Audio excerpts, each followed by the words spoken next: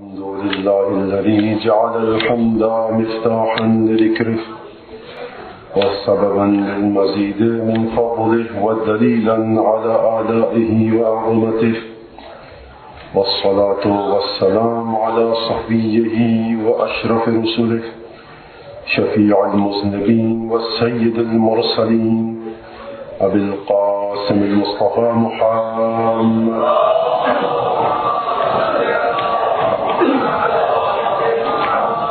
ثم الصلاة والسلام على أهل بيته الطيبين الطاهرين الذين أذهب الله عنهم الرجس وطهرهم تطهيرا.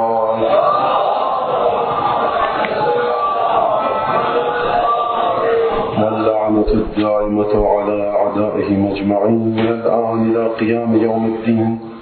أما بعد، فقد قال الله تبارك وتعالى في قرآنه المجيد وفرقانه الحميد وقوله الحق وهو أصدق الصادقين: أعوذ بالله من الشيطان الرجيم. إنما أمره إذا أراد شيئا أن يقول له كن فيكون. فسبحان الذي بيده ملكوت كل شيء وإليه ترجعون. صدق الله العلي العظيم. صلوات بجملة محمد.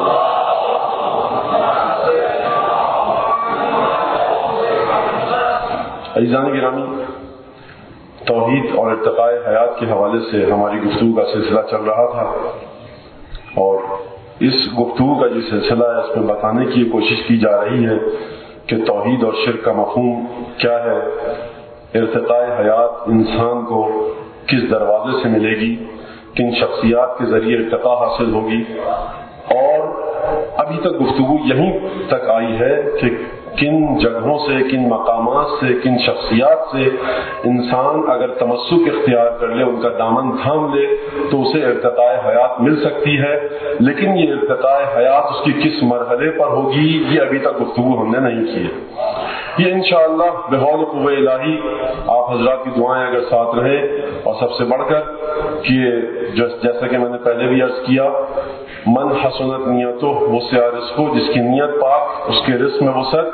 تو اگر آپ کی دعائیں، آپ کی نیتیں پاک رہیں، سننے والوں کی، بولنے والوں کی، جو ممبر پر بیٹھا ہے اس کی نیت بھی پاک رہے انشاءاللہ، جو سن رہے ہیں ان کی نیات بھی اگر پاک رہیں تو یقیناً رزق میں اضافہ ہوگا. اور اس وقت جو سب سے اہم رزق ہے وہ یہ کہ ہم کس حد تک قرآن سے، اہل بیت کی تعلیمات سے، روایات سے، احادیث سے کیا حاصل کر سکتے ہیں. تو دیکھیے، یہ انشاءاللہ شب عاشوراء یعنی 9 محرم کو اس بات کو ذہن میں رکھیے گا کہ اس بات پر گفتگو ہوگی کہ حیات جب اپنے آخری نقطے تک پہنچتی ہے، اپنے آخری مقام پر پہنچتی ہے حیات انسانی، تو اس کا مرتبہ، اس کا درجہ کیا ہوتا ہے، یہ اس دن گفتگو ہوگی. باقی جو ایام میں گفتگو رہے گی، شبوں میں، وہ یہی رہے گی کہ ہم اس عنوان پر، اس مسئلے پر گفتگو کرنے کی کوشش کریں گے اور واضح کرنے کی اس بات کو کوشش کریں گے کہ کن فیکون کس انداز سے اگر عطا ہوتا ہے انسان کو یہ درجہ، اگر عطا ہوتی ہے انسان کو یہ طاقت کن فیکون کی. سب سے پہلا تو مسئلہ یہ کہ کیا انسان کو کن فیکون کی طاقت پروردگار کی جانب سے ملتی ہے یا نہیں. قرآن کیا کہتا ہے؟ کیا کوئی بندہ اس مرحلے تک پہنچ سکتا ہے کہ وہ جس انداز سے ارادہ کرے ہو جائے، جیسا کہ خدا ارادہ کرتا ہے اور ہو جاتا ہے؟ کیا کوئی انسان اس مرحلے تک پہنچ سکتا ہے کہ وہ ارادہ کرے اور مسئلہ، جس مسئلے کا ارادہ کرے وہ واقع ہو جائے یا نہیں؟ حیات انسانی اس مرحلے تک نہیں پہنچ سکتی. ایک یہ مسئلہ ہے. دوسرا مسئلہ یہ کہ کیا کوئی انسان اس مرحلے تک پہنچ سکتا ہے، توجہ کیجیے گا بڑی، کیا کوئی انسان اس مرحلے تک پہنچ سکتا ہے کہ اگر خدا کی جانب سے اسے اذن مل جائے، خدا کی جانب سے اسے اجازت مل جائے، تو جس انداز سے خدا رزق بانٹتا ہے وہ انسان بھی خدا کے اذن سے، خدا کی اجازت سے رزق بانٹے، حیات بانٹے، علم غیب کا اعلان کرے، لوگوں کی زندگی کے مختلف امور اور مسائل کو حل کرے؟ اگر کوئی انسان ایسا کرے اور کوئی انسان اس پر عقیدہ رکھے تو کیا یہ شرک ہے یا توحید؟ اس پر قرآن سے گفتگو ہوگی. ایک صلوات دیجیے دفعہ محمد علیہ وسلم.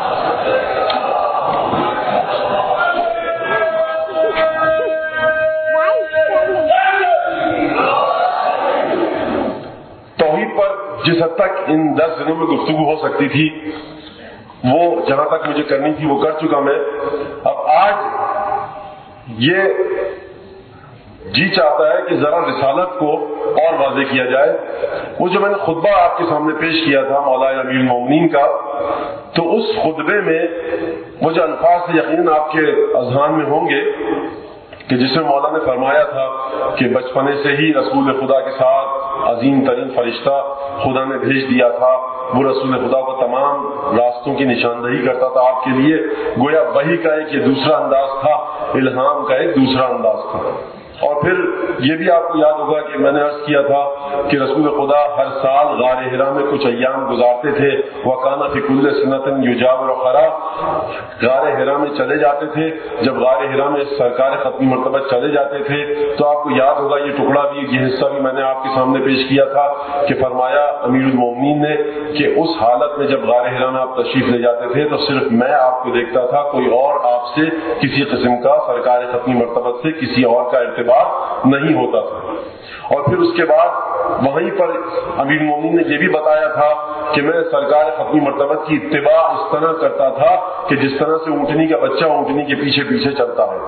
اور پھر یہ بات بھی آئی تھی سامنے کہ میں اس وقت کنت ارا نور الرسالہ واشم ریح النبوہ، میں خوشبو نبوت کو سونگتا بھی تھا، نور رسالت کو دیکھتا بھی تھا. یہاں تک بات آ چکی تھی. اب یہاں سے مجھے اسی خطبے سے ایک جملہ اور اٹھانا ہے، لینا ہے اقتباس، اور پھر اس کے اوپر گفتگو چلے گی.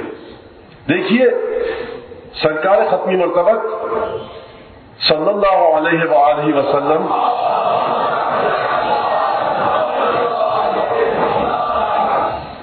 کی شخصیت ہم اردو میں کہتے ہیں، فارسی کا لفظ ہے پیغامبر، پیغام لانے والا. تو لوگوں نے کہا کہ جب یہ ہم نے کہا پیغامبر، پیغام لانے والا یعنی قاصد، تو لگا ہمیں یہ کہ ہم ان دنیاوی قاصدوں کی بات کر رہے ہیں، ہم دنیاوی پیغام لانے والوں کی بات کر رہے ہیں. جو پیغام لاتا ہے، خط لاتا ہے، خط لفافے میں بند ہوتا ہے، اسے لفافے کے اندر موجود مضمون کا کچھ علم نہیں ہوتا. بھائی اسی لیے لوگوں نے یہیں سے یہ عقیدہ نکالا پیغمبر تھے، نبی تھے، مرسل تھے، جب پیغام لا دیا، پیغام دے دیا، تو اب ہمیں سرکار ختمی مرتبت کی کیا ضرورت. یقیناً نگاہ قدرت یہ دیکھ رہی تھی، نگاہ قدرت یہ دیکھ رہی تھی کہ دیکھو کبھی یہ عقیدہ سر اٹھائے گا لوگوں کے درمیان کہ اب ہمیں ختمی مرتبت کی ضرورت نہیں. اس لیے یہ کہہ دیا خدا نے اپنے قرآن میں، دوبارہ اس آیت کو دہراؤں گا سورہ انبیاء اور اسراء کی جو میں نے آپ کے سامنے پیش کی، کہ دیکھو صحیح ہے ہم نے اس قرآن کو اس نبی کے ساتھ بھیجا. 13 سال مکے میں، 10 سال مدینے میں، 23 سال کی نبوت کے بعد، وحی کے آنے کے بعد کی عمر، اس سے پہلے 40 سال، 63 سال کی کل عمر، اور 63 سال گزارنے کے بعد یہ نبی چلا گیا پیغام دے کے. تو خبردار یہ نہ سمجھنا کہ پیغام لایا تھا، دیا، چلا گیا، اب ہمیں اس کی کوئی ضرورت نہیں. تم چاہے دنیا میں ہو، چاہے شکم مادر میں ہو، چاہے صلب پدر میں ہو، چاہے تم اپنی قبر میں ہو، چاہے تم برزخ میں چلے جاؤ، چاہے پل صراط پر آ جاؤ. دیکھو ہم نے جب یہ کہہ دیا وما ارسلناک الا رحمۃ للعالمین، تو تم کہیں بھی محمد مصطفیٰ سے بے نیاز نہیں ہو. ہر مرحلے پر تمہیں محمد کی ضرورت ہے.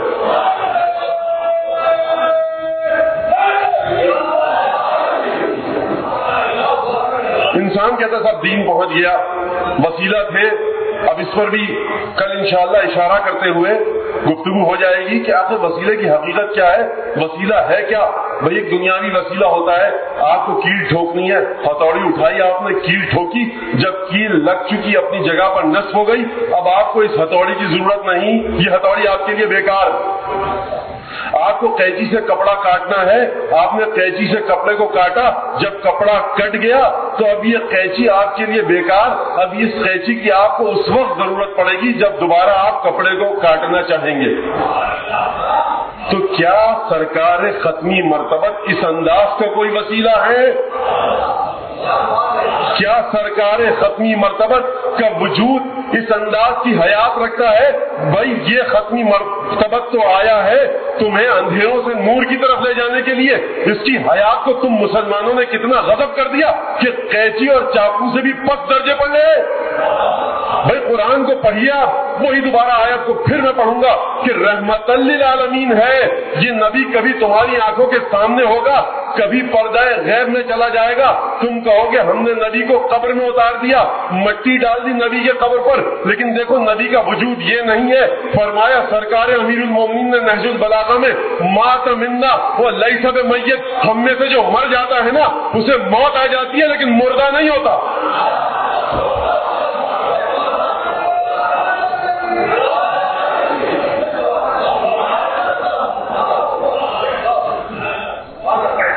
یہ مرحلہ حیات سرکار ختم مرتبہ، تو کیا یہ وسیلہ ایسا وسیلہ ہے کہ آپ کو جب ضرورت پڑی آپ نے استعمال کیا پھر رکھ دیا، پھر ضرورت پڑی استعمال کیا پھر رکھ دیا؟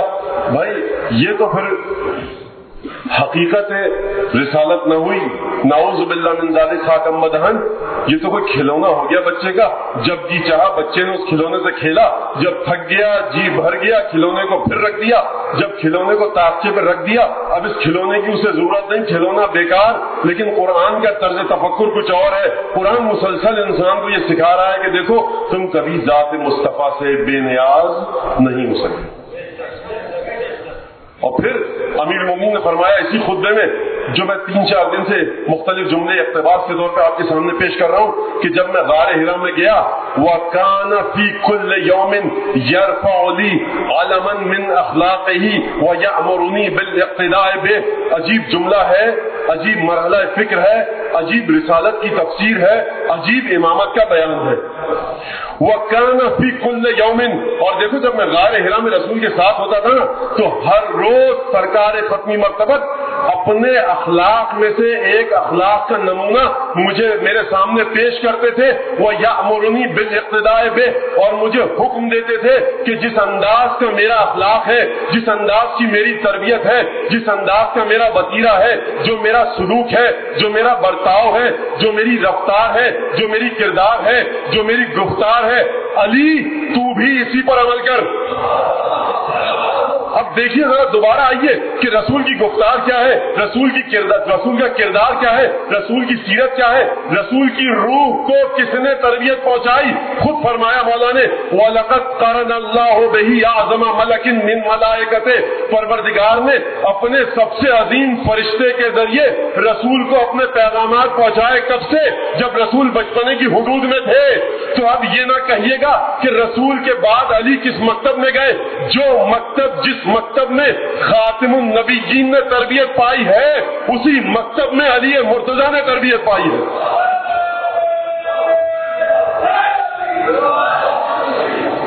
اگر براہ راست تربیت الہی کے زیر اثر رہے ہیں سرکار ختمی مرتبت، تو امیر المومنین بھی اسی چیز کے زیر تربیت رہے ہیں کہ جس کے زیر تربیت سرکار ختمی مرتبت۔ دیکھیے پھر دوبارہ اس جملے کو دہراؤں گا کیونکہ مجھے ایک جگہ تک پہنچانا، اشارہ کروں گا، البتہ میری نگاہ میں بات اس قابل نہیں ہے کہ ممبر سے اس کا ذکر کیا جائے، لیکن اب کیا کیا جائے کہ صاحب اطلاع رسانی اور معلومات کا ایک بمباری ہے، ہر طرف سے ہو رہی ہے، جہاں بٹن دبائیے کوئی نہ کوئی انسان بیٹھا ہوا بات کر رہا ہے، اس سے کوئی پوچھنے کی کسی کو ہمت نہیں کہ بھائی جو آپ بات کر رہے ہیں قرآن کے بارے میں، آپ یہ جو جناب گفتگو فرما رہے ہیں حدیث کے بارے میں، رسول خدا کے بارے میں، یہ آپ کس کی اجازت سے فرما رہے ہیں اور یہ آپ نے کہاں سے علم حاصل کیا؟ نزلہ ہو جائے، چھینکیں آنے لگے، کھانسی ہو جائے تو آپ دیکھتے ہیں کہ سب سے اچھا ڈاکٹر کون سا ہے، کہاں سے پڑھا ہے، لیکن یہ دین کی بدبختی ہے اس بیچارے دین کی کہ جو آ کر جس انداز سے گنگنانے لگے، جو راگ الاپنے لگے، آپ اس کی بات سن لیتے ہیں۔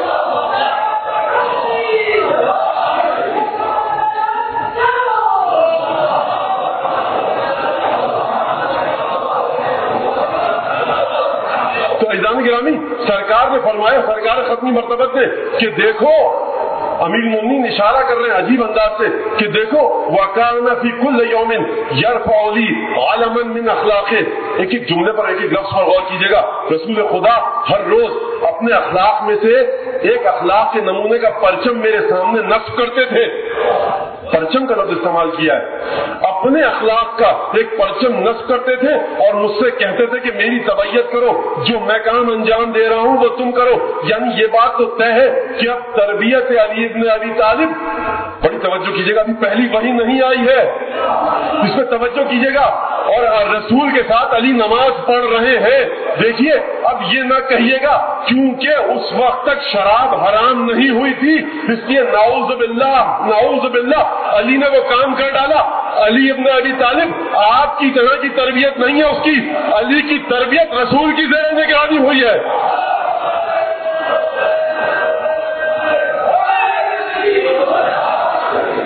آپ کرم اللہ وجہہ کہتے کہتے نہیں تھکتے مولا کائنات کو۔ بھائی جس کے چہرے کی منزلت یہ ہے کہ اللہ اس کے چہرے کی تکریم کرے، اللہ اس کے چہرے کو عزت بخشے، جس کے چہرے کو خدا عزت بخشے، سوچئے اس کی روح کی کیا منزلت ہوگی۔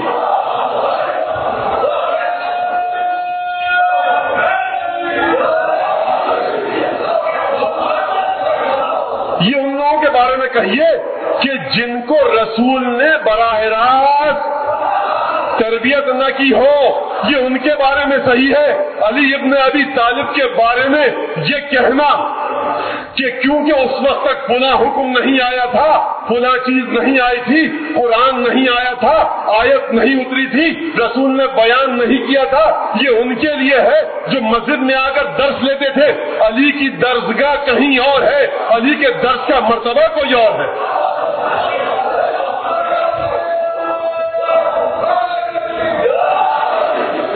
سمجھیے رسالت کو، سمجھیے ولایت کو، سمجھیے امامت کو۔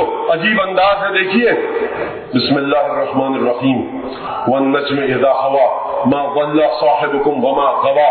دیکھو قسم ہے ستارے کی، جب ستارہ اپنی راہ سے بھٹک گیا، ما ضل صاحبکم وما غوا، یہ تمہارے ساتھ ساتھ رہتا ہے نا نبی، خبردار یہ نہ کہنا کہ یہ بھی بھٹک گیا، یہ اپنے راستے سے ہٹ گیا۔ دیکھیے قرآن کہہ رہا ہے تمہارے ساتھ رہتا ہے، ما ضل صاحبکم، صحبت کی بات کر رہا ہے قرآن کریم، مصاحبت کی بات کر رہا ہے، لیکن مصاحبت کی بات کرنے کے ساتھ ساتھ یہ بھی کہہ رہا ہے کہ یہ جو تمہارے ساتھ ساتھ رہتے ہیں نا، یہ تمہارے بارے میں اے حبیب یہ سمجھتے ہیں کہ تو راہ سے بھٹک گیا، تو راہ سے گمراہ ہو گیا۔ بھائی رہتے ہیں ساتھ ساتھ، لیکن کیونکہ معرفت رسالت نہیں ہے اس لیے قرآن کو یہ کہنا پڑا کہ اے حبیب یہ رہتے ہیں تیرے ساتھ ساتھ، صاحب ہے تیرے، مصاحبت ہے ان کی، تیرے ہم نشی ہے، تیرے جلیس ہے، لیکن سمجھتے تیرے بارے میں یہ ہے کہ تو راہ سے ہٹ گیا، تو گمراہ ہو گیا۔ اب کیونکہ یہ تیرے ساتھ رہنے والے تیرے بارے میں یہ سمجھتے ہیں کہ تو راہ سے ہٹ گیا، تو گمراہ ہو گیا، اس لیے اب خدا کی ذمہ داری ہے، قرآن کی ذمہ داری ہے کہ رسول کی حیثیت کا دفاع کرے، اور سورہ والنجم میں خدا یہ اعلان کرے ما ضل صاحبکم وما غوا۔ خبردار ہمارے حبیب کے بارے میں یہ نہ کہنا کہ یہ گمراہ ہو گیا۔ ساتھ رہتے ہو ٹھیک ہے، لیکن خبردار یہ باتیں نہ کرنا۔ وما ينطق عن الهوى ان هو الا وحي يوحى، یہ آیت بڑی معروف ہے، آپ اس کا ترجمہ سن چکے ہیں، آگے بڑھیے۔ ثم دنا فتدلى فكان قاب قوسين او ادنى، اور اس کے بعد یہ ہمارا حبیب معراج کا واقعہ اتنا نزدیک ہوا ہم سے، اتنا نزدیک ہوا ہم سے۔ ثم دنا فتدلى، یہ نزدیک ہوا، ہم نے اسے اپنے نزدیک کیا۔ فكان قاب قوسين او ادنى، آیت کا ترجمہ نہیں بتانا، میں اس کی تشریح کرنی، آگے بڑھیے۔ اور اس کے بعد عجیب انداز سے اعلان کیا پروردگار نے، دیکھیے یہ آواز آتی ہے نا گوشہ و کنار سے کہیں کہیں کہ بھائی رسول ہم جیسا ہے، رسول کی زندگی ہماری زندگی میں کیا فرق ہے، رسول ہم جیسا ہے بھائی۔ تو دیکھیے آپ بلا شک بلا شبہ کہیے رسول کو ہم جیسا، لیکن قرآن کو پڑھ لیجئے، پھر رسول کے بارے میں جو جی چاہے کہیے، پہلے قرآن پڑھیے۔ ما ضل صاحبکم وما غوا، پروردگار نے عجیب انداز سے وہ لوگ کہ جو رسول کے بارے میں یہ کہیں کہ رسول ہم جیسا، خدا نے ان لوگوں کو اس قابل بھی نہ سمجھا۔ وہ لوگ جو رسول کو کہیں کہ رسول ہم جیسا، خدا نے ان لوگوں کو اس قابل بھی نہ سمجھا کہ بتائے یہ کہ میں نے شب معراج اپنے حبیب کو کیا وحی کی۔ بھئی تمہاری اوقات انسانوں کی یہ ہے کہ جب ہمارا حبیب شب معراج ہماری بارگاہ میں آئے تو ہم تمہیں اس قابل بھی نہیں سمجھتے کہ یہ بتائیں کہ ہم نے گفتگو کی تو کیا کی۔ تم گفتگو سننے کے لائق نہیں ہو، الفاظ کو سننے کے لائق نہیں ہو، حقیقت تو بہت دور کی بات ہے۔ افتمارونہ علی ما یری، کیا تم ہمارے حبیب سے بحث کرو گے، کٹ حجتی کرو گے، بقراتیت دکھاؤ گے؟ تم بحث کر رہے ہو اس سے ان چیزوں کے بارے میں جن کو وہ دیکھ رہا ہے۔ یعنی دیکھیے بڑے، اب یہاں پہ توجہ سے ذرا سنیے گا بات کو۔ آپ گئے کسی دور دراز کے سفر پہ آپ نے کہا صاحب بلڈنگیں ایسی ہیں، عمارتیں ایسی ہیں، سڑکیں ایسی ہیں، گاڑیاں ایسی ہیں، مشینیں ایسی لگی ہوئی ہیں، فلاں ملک میں اتنی ترقی ہو گئی ہے، آپ خود دیکھ کے آ رہے ہیں. اب ایک آدمی کہے گا بھائی یہ کیسے ہو سکتا ہے کہ ہم بات کریں اور سیکنڈوں سے بھی کم عرصے میں ہماری جو یہ گفتگو ہے یہ امریکہ پہنچ جائے دنیا کے اس گوشے میں؟ یہ کیسے ہو سکتا ہے؟ 200 سال پیچھے چلے جائیے تو انسان کے سامنے یہ سوال تھا، یہ کیسے ہو سکتا ہے کوئی جنگلوں میں رہنے والا آدمی ہو کہ آپ پرچے کو فیکس مشین پہ اسکینر پہ رکھیے اور اس کے بعد ایک بٹن دبائیے، یہ پورے کے پورے کاغذ کی تصویر وہاں منتقل ہو جائے گی. یہ کیسے ہو سکتا ہے؟ ہو بہو وہی الفاظ، وہی خط، وہی رائٹنگ، وہی نمونہ اسی مثال کے ساتھ منتقل ہو جائے گی. اچھا اب آپ بحث کیجئے، ایک آدمی کہے بھائی یہ نہیں ہو سکتا، کہ کیا بات کر رہے ہیں آپ کہیں گے کہ بھائی میں دیکھ کے آ رہا ہوں ایسی مشینیں ایجاد ہو چکی ہیں. اب آپ لاکھ گفتگو کرتے رہیے، وہ نہیں سمجھے گا. ایک بیچارہ جو جنگل میں کسی کونے میں کھو میں رہتا ہے وہ آپ کی بات نہیں سمجھے گا. آپ کریں گے کیا؟ اسے لا کر دکھا دیجئے مشین، یا اسے اس ماحول میں لے آئیے کہ وہ اس مشین کو دیکھ سکے. یہ بات دنیاوی بات ہے، لیکن اگر مرحلہ و معراج کا کہ جہاں پر سوائے ختمی مرتبت کے جہاں جبرائیل یہ کہے کہ اے محمد لو دنوت عن ملتن لا احترقت، اے محمد مصطفیٰ اب یہاں سے آپ اکیلے جائیے، جبرائیل میرے ساتھ نہیں آؤ گے. اے نبی، اے محمد مصطفیٰ یہ وہ مقام ہے کہ آپ سے پہلے کسی کے قدم یہاں نہیں پہنچے، اور اگر میں انگشت برابر بھی آگے بڑھ جاؤں گا لا احترقت تو جل کر راکھ ہو جاؤں گا. بھائی یہ سرکار ختمی مرتبت کا مرحلہ دیکھیے. اس کے بعد فرمایا افتمارونہ علی ما یری فاوحی الی عبدہ ما اوحی. معراج پہ مقام پہ جو سدرۃ المنتہا ہے، جو مقام غیب مطلق ہے، جب وہاں سرکار ختمی مرتبت پہنچے تو خدا نے اعلان کیا دیکھو پس اللہ نے وحی کی اپنے بندے پر، وہ وحی کی جو اس نے وحی کی. یہ کیا جملہ ہے؟ قرآن کی آیت ہے. یہ کیا جملہ ہے؟ کیا صاحب یہ سمجھ میں آئی کوئی بات؟ پروردگار اگر تجھے، بڑی توجہ کے ساتھ آپ یہاں پہ سنیے گا بات کو، دیکھیے یہ وہ مرحلہ فکر ہے، یہ وہ نقطہ بحث ہے کہ اگر آپ نے اس کو کما ہوا حق کو اپنے ذہنوں میں محفوظ نہیں کیا تو کل صبح کے اخبارات میں ہو سکتا ہے مجھ پر شرک کا ٹھپا لگ جائے. تو مجھے شرک سے بچانے کے لیے خدا را توجہ سے سنیے گا اس بات کو، کیونکہ یہاں پاکستان ہے، وہ مسائل جو بڑے اہم اداروں میں، بڑے اہم مقامات پر گفتگو، ڈیبیٹ، قرآن کی آیات، احادیث، عقلی، منطقی، فلسفی دلائل کے ذریعے طے ہونے چاہیے. پاکستان اتنی ترقی کر چکا ہے کہ دیواروں پر چوکنگ کے ذریعے طے ہو جاتے ہیں. تو آپ اس ملک کے لوگوں کی عقل کو کیا کہیں گے صاحب؟ آپ مجھ سے ناراض ہو گئے، آپ نے لکھ دیا میرے خلاف نعرہ، میں آپ سے ناراض ہو گیا، میں نے آپ کے خلاف نعرہ لکھ دیا. ٹھیک ہے، کفر اور توحید کی جو شرک اور کفر کی جنگ، شرک اور توحید کی جنگ، کفر اور اسلام کی جنگ یہاں پر دیواروں پہ حل کر لی جاتی ہے. تو عزیزان گرامی دیکھیے یہ مرحلہ فکر بڑا عجیب مرحلہ فکر ہے. فاوحا الی عبدہ ما اوحا، پس وحی کی اللہ نے اپنے بندے پر جو وحی اسے کرنی تھی.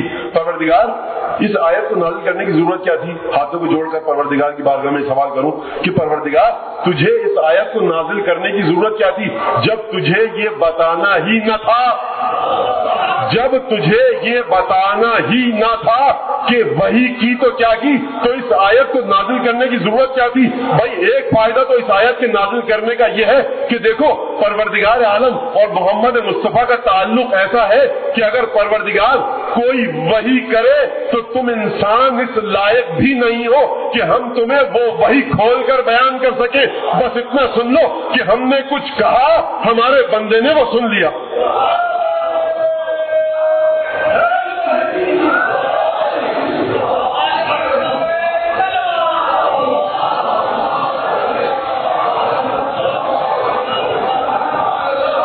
وما ارسلناک الا رحمۃ للعالمین. عزیزان گرامی دیکھیے یہ ہے رسالت، یہ ہے نبوت. ہے کیا نبوت؟ رسالت ہے کیا؟ پورے قرآن میں آپ دیکھ لیجئے. اب یہ ایک بڑی پیچیدہ گفتگو ہے، میں اشارہ کر کے گزر جاؤں گا، اگر کل اس پر گفتگو کر سکا تو ہوگی. پورے قرآن میں اس انداز سے، ان الفاظ کے ساتھ وہ نبی جس کے بارے میں خداوند تبارک و تعالی نے یہ کہا وَلَقَدْ آتَيْنَاكَ سَبْعًا مِنَ الْمَثَانِي وَالْقُرْآنَ الْعَظِيمِ. اے میرے حبیب ہم نے تجھے دیا، کیا دیا؟ سورہ حمد دی اور قرآن عظیم دیا. بڑی اہم چیز ہے قرآن. جب قرآن دیا جا رہا ہے تو یہ کہا جا رہا ہے کہ اے میرے حبیب ہم نے تجھے قرآن دیا اور سورہ ہم بھی دی، اے میرے حبیب تیری منزلت کیا ہے؟ رحمت للعالمین ہے. لیکن ایک چھوٹا سا سورہ ہے قرآن مجید کا، خود مجسم رحمت ہے سرکار ختمی مرتبت، لیکن اس کے باوجود بھی ایک چیز عطا کی جا رہی ہے سرکار ختمی مرتبت کو، بسم اللہ الرحمن الرحیم، اور عجیب چیز دی جا رہی ہے، بڑی باہیبت چیز، بہت عظیم چیز، بہت ہی بلند مرتبہ چیز، بڑے درجے والی چیز کہ قرآن ملنے کے باوجود، رحمت للعالمین ہونے کے باوجود، شافع محشر ہونے کے باوجود، معراج پر جانے کے باوجود، تمام حقائق دیکھنے کے باوجود، جنت اور جہنم کی کنجیاں ملنے کے باوجود، جبرائیل کو بھی پیچھے چھوڑ کر آگے جانے کے باوجود، جب اس سورہ میں پروردگار آئے تو یہ کہے بسم اللہ الرحمن الرحیم انا اعطیناک الکوثر، اے میرے حبیب ہم نے تجھے کوثر عطا کی. کیا ہے یہ کوثر؟ بھائی پروردگار کھول کے بیان کر دیتا، یہ ہے کیا کوثر؟ بھائی لوگوں نے کہا خیر کثیر، بس اب یہیں تک اس کو سن لیجئے. خیر کثیر ترجمہ کیا، یہ 7ویں 8ویں 9ویں 10ویں کے بچے بھی جانتے ہیں، دینیات کی کتابوں میں لکھا ہوتا ہے خیر کثیر، ہم نے بے شک تجھے خیر کثیر عطا کی. یہ خیر کثیر ہے کیا؟ جب یہ خیر کثیر مل گئی تو خدا نے کہا دیکھ میرے حبیب یہ خیر کثیر اتنی عظیم شے ہے، اتنے بڑے درجے والی شے ہے، اتنی بڑی منزلت والی شے ہے، فصل لربک وانحر، ہم نے جو تجھے دی ہے نا، اب اس کے مقابلے میں تو ہمارے ساتھ کیا کر، فصل لربک وانحر، نماز پڑھ اور نحر کر. اب نحر کے الفاظ میں مجھے نہیں جانا، نماز پڑھ، ہماری عبادت کر، یعنی شکر، امتنان، تشکر کا مرحلہ یہ کہ نماز پڑھ ہمارے لیے، یہ ایسی چیز ہے. اب اس سے آگے مجھے جانا نہیں ہے، آپ کے ذہنوں کو میں کسی حد تک آگے لے آیا. دیکھیے یہ ہے کہ آخر سرکار ختمی مرتبت کی ذات، محمد مصطفیٰ کی ذات، خاتم النبیین کی ذات، یہ ذات ایسی ہے کہ عجیب مرحلہ ہے. اب یہاں تک بات آ گئی تو مجھے یہ کہنے دیجئے، میر انیس نے عجیب یہاں پر بات کری، سنیے گا توجہ سے. اندیشہ توصیف شہنشاہ امم ہے، اندیشہ توصیف شہنشاہ امم ہے، زانو پہ سر فکر ہے، سجدے میں قلم ہے، یہ راہ ہے باریک کے لغزش میں قدم ہے. اے دست سے زبردست خدا، خدا کے ہاتھ سے مدد مانگ رہے ہیں میر انیس. اندیشہ توصیف شہنشاہ امم ہے، زانو پہ سر فکر ہے، سجدے میں قلم ہے، یہ راہ ہے باریک کے لغزش میں قدم ہے. اے دست سے زبردست خدا، وقت کرم ہے، خامے سے نہ کچھ تبے خدا داد سے ہوگا. یہ وہی میر انیس ہیں جو یہ کہتے ہیں خبر کرو میرے خرمن کے خوشا چینوں کو. یہ وہی میر انیس ہیں کہ جنہوں نے عروس سخن کو کسی نے میر انیس کی طرح سے نہیں سنوارا ہے. یہ وہی میر انیس ہیں کہ جن کو آج آپ دکھا سکتے ہیں لارڈ ملٹن کے سامنے، انگریزوں کے سامنے کہ بھئی ہمارے پاس بھی انیس ہے اگر تمہارے پاس ملٹن ہے تو. یہ وہی انیس ہے، یہ وہی انیس ہے. اگر آپ انیس کو ہٹا دیجئے تو آپ کی اردو زبان میں رزمیہ اور حماسہ شاعری کا کوئی وجود نہیں ہوگا. اگر آپ میر انیس کو ہٹا دیجئے تو آپ کی اردو شاعری کا دامن خالی ہے رزمیہ شاعری سے. اگر ایران میں فردوسی ہے، یورپ میں انگلستان میں ملٹن ہے، تو آج آپ سینہ ٹھوک کر کہہ سکتے ہیں امام حسین کو نہیں ماننا نہ مانیے، میر انیس کو ماننا پڑے گا.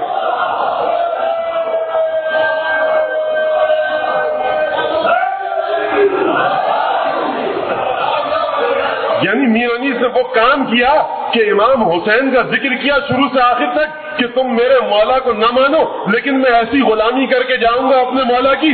آقا کو نہیں مانو گے، مولا کو ماننا پڑے گا، بندے کو ماننا پڑے گا، نوکر کو ماننا پڑے گا. اندیشہ توصیف شہنشاہ امم ہے، زانو پہ سر فکر ہے، سجدے میں قلم ہے، یہ راہ ہے باریک کہ لغزش میں قدم ہے.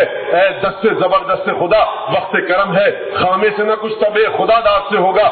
یہ مرحلہ طے آپ کی امداد سے ہوگا. اچھا جب فکر ایک مقام تک پہنچ جائے تو شاعروں کی فکر ایک سی ہو جاتی ہے.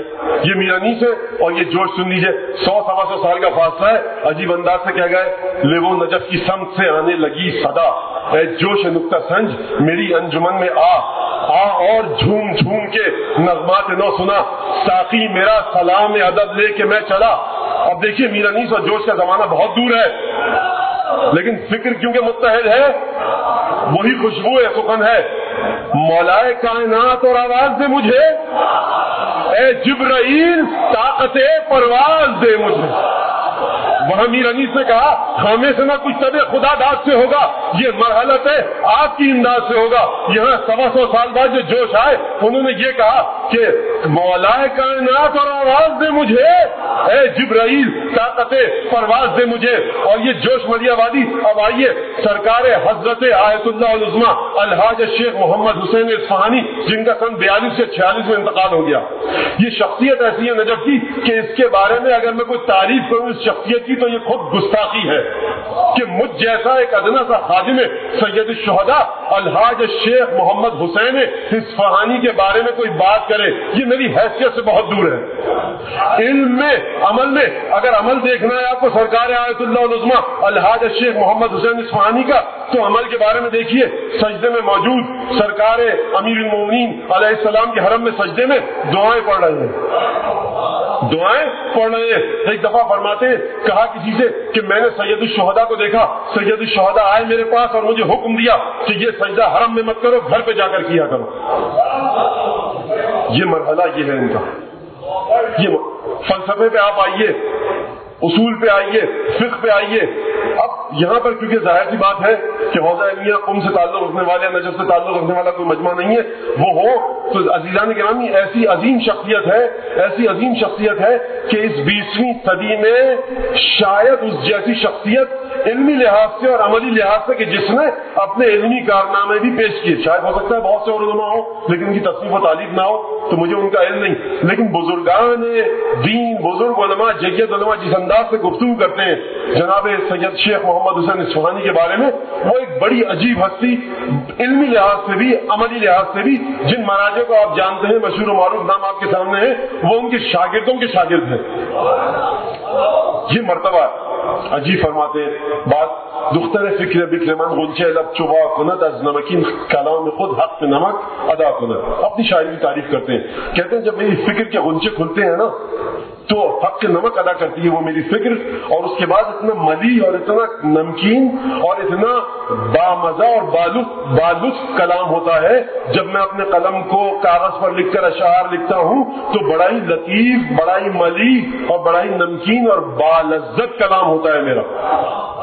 اگر میں اشعار کہنے لگوں تو پورے زمانے کے دہن کو, زبان کو شیریں کر دوں. میرا کلام اتنا زبردست ہے, میرے کلام کا کوئی مقابلہ نہیں. کہتے ہیں اپنے کلام کے بارے میں, اور اس کے بعد کہتے ہیں ناطقے مرا مگر روح قدس سنت مدد, میری قوت ناطقہ کو جبرائیل آ کر مدد کرے. اب مرحلہ یہ ہے, جناب اصفہانی فرماتے ہیں کہ اب وہ مرحلہ آ پہنچا ہے کہ میں جو اتنے زبردست شعر لکھتا ہوں, ناطقے مرا مگر روح قدس سنت مدد, اب روح قدس آئے, جبرائیل آئے, میری مدد کرے آ کر. مرحلہ کیا ہے, تاکہ ثنائے حضرت سیدہ نساء کنت. اب فاطمہ کی مدحت کا جب مرحلہ ہے تو اب میں کچھ نہیں کر سکتا, اب جبرائیل آ کر میری مدد کرے تو میں ثنا لکھوں گا.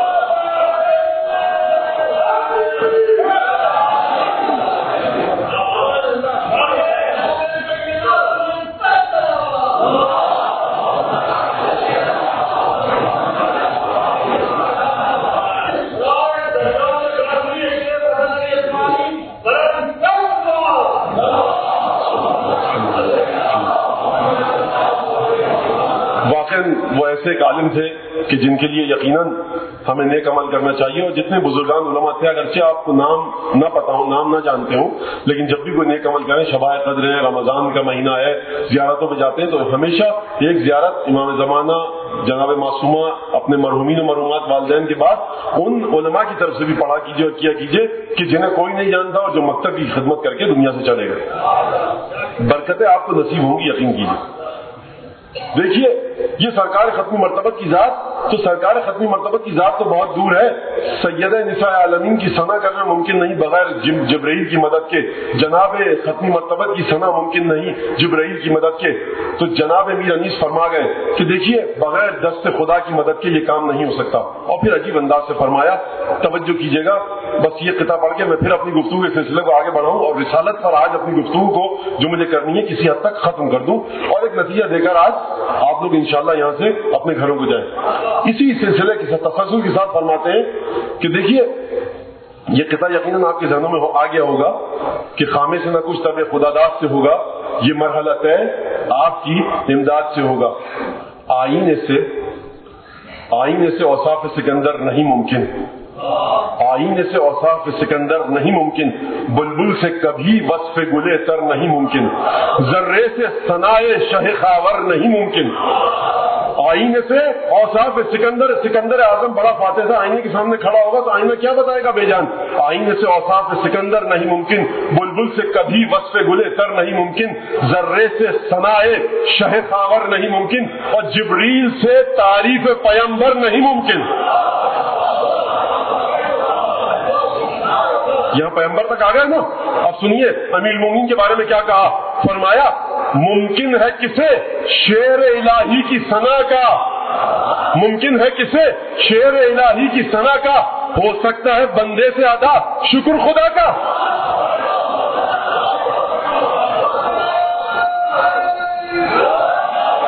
ان تعدوا نعمت اللہ لا تحصوها، آیت قرآن ہے کہ اگر تم خدا کی نعمتوں کو گننا چاہو، شکر کرنا چاہو، نہیں شکر کر سکتے۔ ممکن ہے کسے شعر الہی کی ثنا کا، ہو سکتا ہے بندے سے ادا شکر خدا کا۔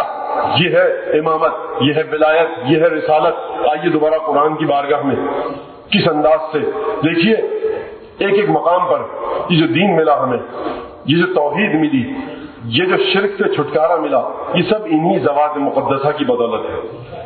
ایک صلوات دیجیے محمد علی محمد۔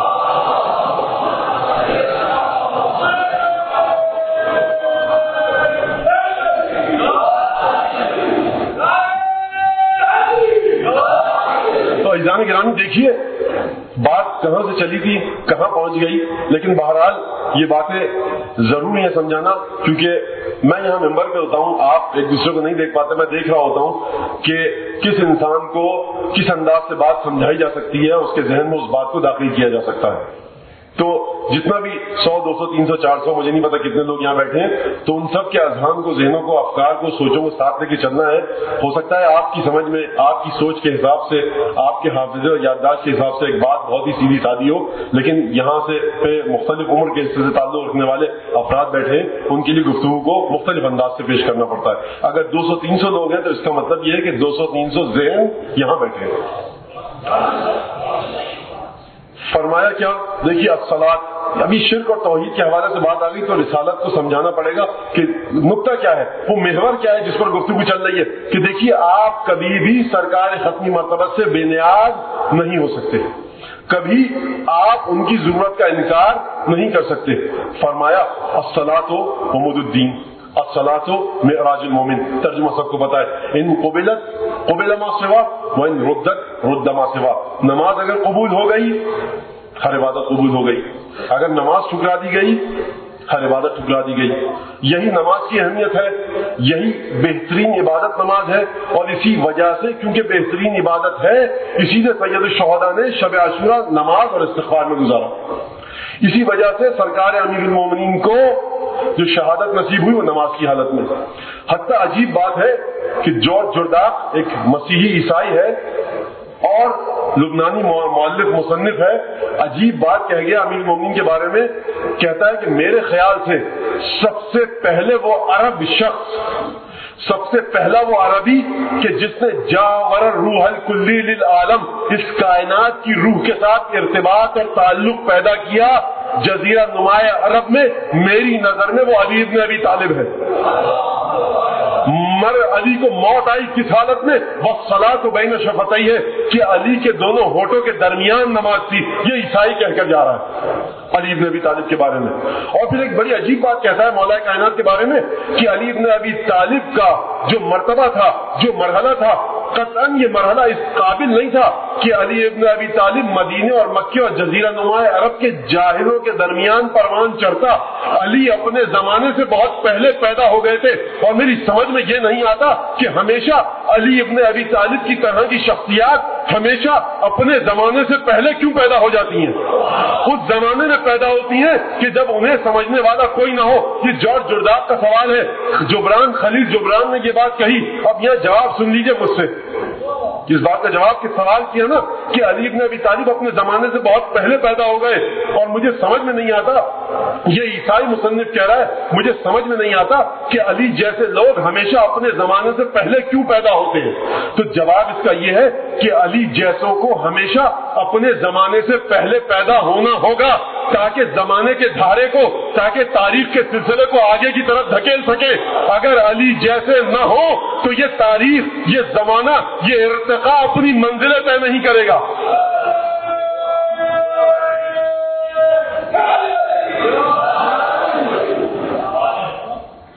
نماز الصلاۃ عمود الدین، الصلاۃ معراج المومن.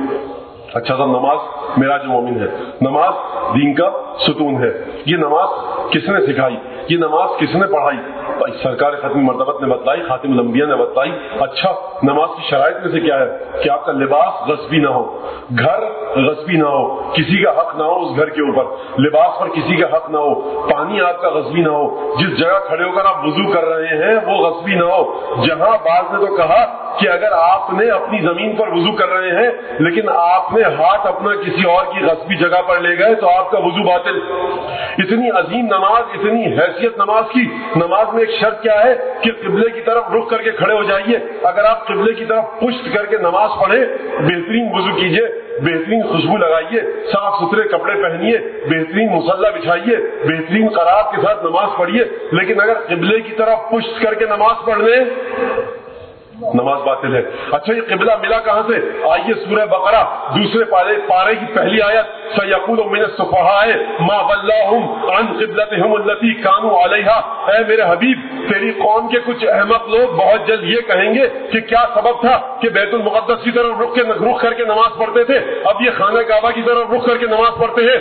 سَيَقُولُ مِنَ السُّفَهَاءِ، احمقوں میں سے کچھ احمق یہ کہیں گے، احمقوں میں سے کچھ احمق یہ کہیں گے، سَيَقُولُ مِنَ السُّفَهَاءِ مَا وَلَّاهُمْ عَنْ قِبْلَتِهِمُ الَّتِي كَانُوا عَلَيْهَا. جس قبلے کی طرف رخ کر کے یہ نماز پڑھتے تھے، کیا سبب ہے کہ اب اس قبلے سے ہٹ گئے اور خانہ کعبہ کی طرف رخ کر کے نماز پڑھنے لگے؟ تو پروردگار کی نگاہ میں جو محمد مصطفیٰ کے قبلے پر اعتراض کرے، جو خانہ کعبہ کے رخ پھیرنے پر اعتراض کرے، پروردگار کی نگاہ میں وہ احمق ہے. قرآن کی آیت ہے توجہ یا نہیں ہے نا توجہ؟ کہ دیکھیے وہ احمق ہے جو خانہ کعبہ سے پکی جانب منہ پھیرنے پر اعتراض کرے. اچھا، یہ خانہ کعبہ بنا تو کیسے؟ خانہ کعبہ قبلہ بنا تو کیسے؟ کعبہ بنا تو کیسے؟ اس کی جانب رخ کر کے نماز پڑھو، یہ کس نے کہا؟ آپ کہیں گے خدا نے کہا. بھائی آپ کہیں گے خدا نے کہا، قرآن کچھ اور کہہ رہا ہے. آپ لاکھ کہتے رہیے خدا نے کہا، قرآن کی نظر میں یہ بات صحیح نہیں. عجیب انداز سے پروردگار نے آیت کے سلسلے کو آگے بڑھایا. قد نرى تقلب وجهك في السماء فلنولينك قبلة ترضاها. اے میرے حبیب، ہم نے دیکھا تو بار بار اپنے چہرے کو آسمان کی جانب اٹھا کر دیکھا. یعنی نبی نے دعا نہیں مانگی ہے، نبی نے کوئی گفتگو نہیں کی ہے، زبان نہیں ہلائی ہے. سمجھیے رسالت محمد مصطفیٰ کو کہ محمد مصطفیٰ آسمان کی طرف رخ کر کر دیکھے تو مسلمانوں کا قبلہ تبدیل ہو جائے. قد نرى تقلب وجهك في السماء. اے میرے حبیب، ہم نے دیکھا کہ تو بار بار آسمان کی طرف دیکھ رہا ہے. فلنولينك قبلة. یہیں رک جائیے، یہاں ذرا ٹھہر جائیے. اے میرے حبیب، ہم تجھے پھیر دیں گے ایک قبلے کی طرف. بھائی قبلہ کون سے قبلے کی طرف؟ خدا نے نہیں بتائی خصوصیت. کچھ بھی ہو سکتا تھا، وہ خانہ کعبہ بھی ہو سکتا تھا، وہ بیت المقدس دوبارہ ہو سکتا تھا، وہ مسجد کوفہ ہو سکتی تھی. یہ مت کہیے گا مسجد کوفہ بعد کی بات ہے، نہیں. مسجد کوفہ جناب نوح اور آدم کے اور ابراہیم کے زمانے کی بات ہے. خدا یہ کہہ سکتا تھا کسی اور مقام کی طرف تیرے رخ کو پھیر دیں گے، قطب شمال کی طرف، قطب جنوب کی طرف. خدا نے خصوصیت نہیں بتائی، کہا کہ فلنولینک قبلۃ ترضاها. اے میرے حبیب، ہم ایک ایسے قبلے کی طرف تیرے رخ کو پھیر دیں گے. کس قبلے کی طرف؟ ترضاها، کہ وہ قبلہ تجھے راضی کرے. یعنی نماز میں جو عین توحید ہے، نماز جہاں پر جبی سائی کی جاتی ہے خدا کی بارگاہ میں، سجدہ کیا جاتا ہے خدا کے لیے. خانہ کعبہ وہ کہ جو توحید کا مرکز، نماز وہ جو توحید عبادی، نماز میں عبادت کرتے ہیں خدا کی. خانہ کعبہ خدا کا گھر، لیکن قبلہ کیا ہے کہ محمد مصطفیٰ کو راضی کرنے کی غرض سے خدا نے اسے قبلہ قرار دیا.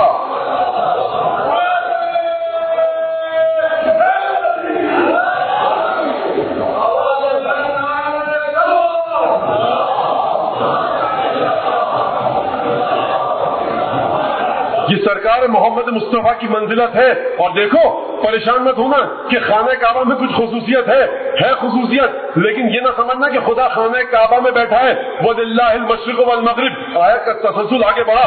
دیکھو مشرق بھی خدا کے ہے، مغرب بھی خدا کا ہے، صرف خانہ کعبہ خدا کا نہیں ہے. یہ ہوا کیوں؟ اس لیے ہوا تاکہ خدا یہ دیکھ سکے کہ اے محمد مصطفیٰ قبلے کی اس تبدیلی میں کون تیری پیروی کرتا ہے، کون تیرے فیصلے کو ٹھکراتا ہے.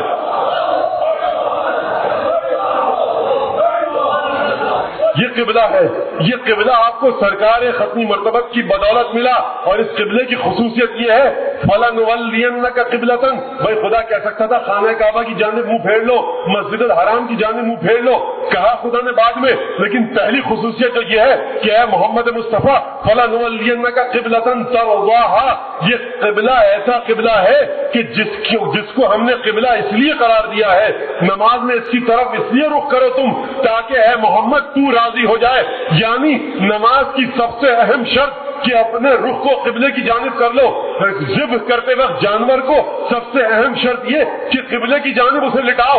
اگر قبلے کی جانب نہ لٹایا تمہارا یہ جانور جو تم نے ذبح کیا ہے یہ مردار ہے، یہ میتا ہے، کھا نہیں سکتے، یہ نجس ہو جائے گا. تو دیکھو یہ قبلہ جسے تم قبلہ قبلہ کہتے ہو، یہ مسجد الحرام جس کے تم چکر کاٹتے ہو، جس کی اتنی فضیلت ہے، جس کی سب سے پہلی فضیلت خدا کی بارگاہ میں یہ ہے کہ اس کے ذریعے سے خدا اپنے حبیب کو راضی کر رہا ہے، اپنے حبیب کو خوش کر رہا ہے.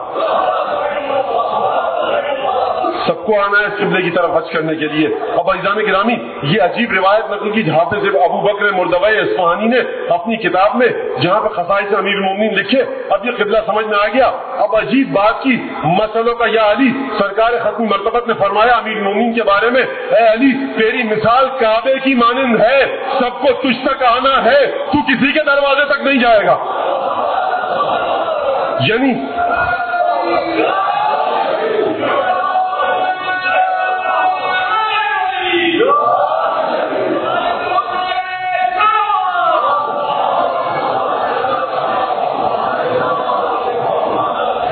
جس طرح سے یہ قبلہ مادی قبلہ ہے، جس طرح سے یہ قبلہ خانہ کعبہ اینٹ مٹی اور پتھر کا بنا ہوا ہے، کیونکہ اس کے وسیلے سے جناب ختمی مرتبت کو خدا نے خوش کیا.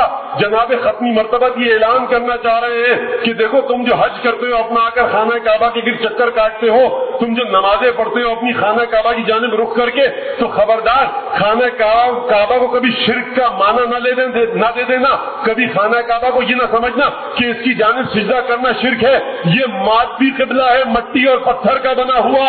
اس سے کہیں آگے کا قبلہ علی کی ذات ہے جو روحانی قبلہ ہے.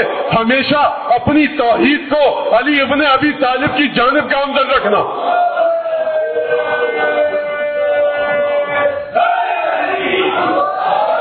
سورہ اسراء قرآن مجید کا 17واں سورہ، پہلی آیت، بسم اللہ الرحمن الرحیم. سبحان الذی اسرا بعبدہ لیلا من المسجد الحرام الی المسجد الاقصی الذی بارکنا حولہ لنریہ من آیاتنا. پاک ہے وہ ذات کہ جو اپنے بندے کو لے کر گئی. بھائی بڑی توجہ کیجیے گا، سرکار ختمی مرتبت کے مختلف القاب ہیں. یاسین بھی ہے، طٰہٰ بھی ہے، امین بھی ہے، صادق بھی ہے. یہ سب لقب آپ نے سنے ہوں گے نا، یہ سب آپ کے ذہنوں میں ہے.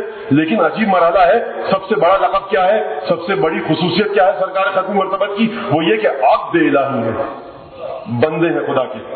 امیر المومنین کی سب سے بڑی خصوصیت کیا ہے؟ خدا کے بندے ہیں، خدا کے عبد ہیں. اچھا سبحان اللہ. جب سب سے بڑی خصوصیت حضرت ختمی مرتبت کی یہ ہے کہ وہ خدا کے بندے ہیں، اس لیے خدا جب اپنے حبیب کو سب سے عظیم ترین خلقت سے سرفراز کرے گا تو خدا قرآن میں اپنے حبیب کی سب سے بڑی صفت لائے گا، سبحان اللہ. اپنی بات جب کی خدا نے تو کہا سبحان اللہ.